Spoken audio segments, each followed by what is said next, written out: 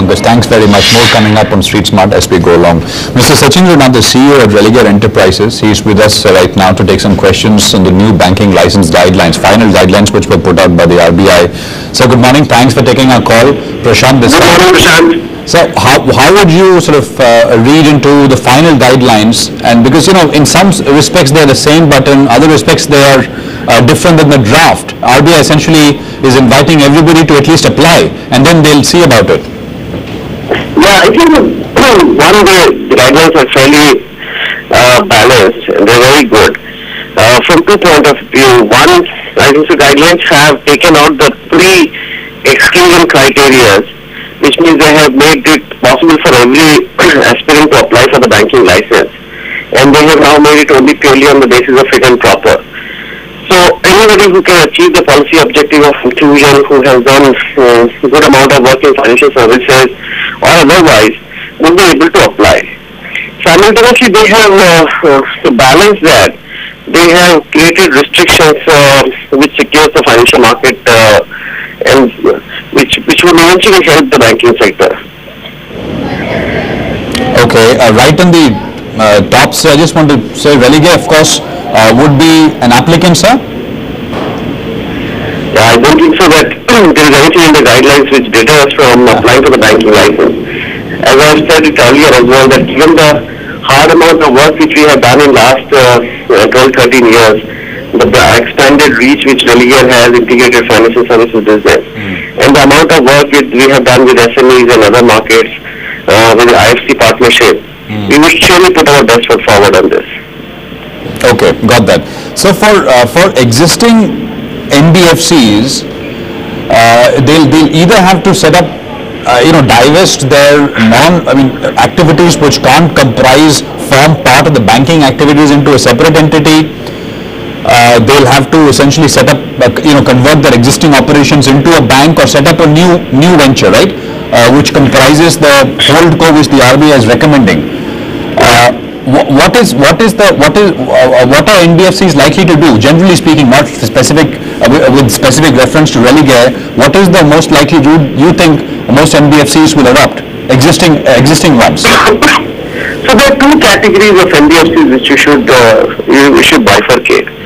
Very large NBFCs and reasonable size NBFCs. NBFCs which are about say 20,000 crore, 25,000 crore of assets. For them to immediately convert into a bank would be a challenging task, because then how they will build so quickly such a large CASA deposit to feed into their existing network. But NBFCs which are sub 20,000 assets, 14,000, 12,000, 13,000, I think so ideally for them they should immediately go for conversion, because if they manage 4,000, 5,000 crore of CASA every year, and with capital market support they will be able to sustain that. And they have an existing profit pool and the capital which would help them to go and build the entire banking business. Okay, got that. So I have a specific point. The RBI has said that for promoter groups in the private sector, at least 51% of the ownership in the holding company has to be held by companies where public shareholding is in excess of 51%. I think so if you read it carefully, this is one of the most, and you're the first one to ask this question to me, this is one of the most remarkable provisions which have been brought into the guidelines, which actually allows access of a public market to go into the NOHFC, non-operative financial holding company. So the way they have structured the guideline, they are saying that if within the promoter group you have a listed company, then that listed company, if the public shareholding is more than 51%, that listed company has to compulsorily hold more than 51% of the holding company as well. So suppose if there is a promoter A which has a listed company B, and if both of them then defined as promoter group, and if the listed company has more than 51% of public shareholding, then that listed company has to hold more than 51% of non-operative financial holding company. No, so by public shareholding, the RBI means listed company, not dispersed ownership. No, either it's listed or whether it's not listed, Right. If public shareholding is public shareholding, and normally public shareholding can only come out of listed entities. Right. Okay. Would you say that these guidelines should encourage a fair bit of participation from industrial houses as well, sir? From which houses? From industrial houses, large industrial houses. Would you say this would? Well, my sense would be that this opportunity is coming after a long period of time. Everybody will apply. However, what we have to see is that who would qualify. And my sense is that there are two categories of industrial houses. One which already hold some or other form of financial services business, and some of them are very, very large. And other industrial houses which have no track record of financial services activity. The industrial houses which have no financial services track record, for them to demonstrate their ability to do something on the banking side would be slightly challenging. And I would be amazed if one of them get the license. But the industrial houses which have financial services, obviously they are very good case. They have brand, they have capital backing, they have demonstrated some capability of financial services activity.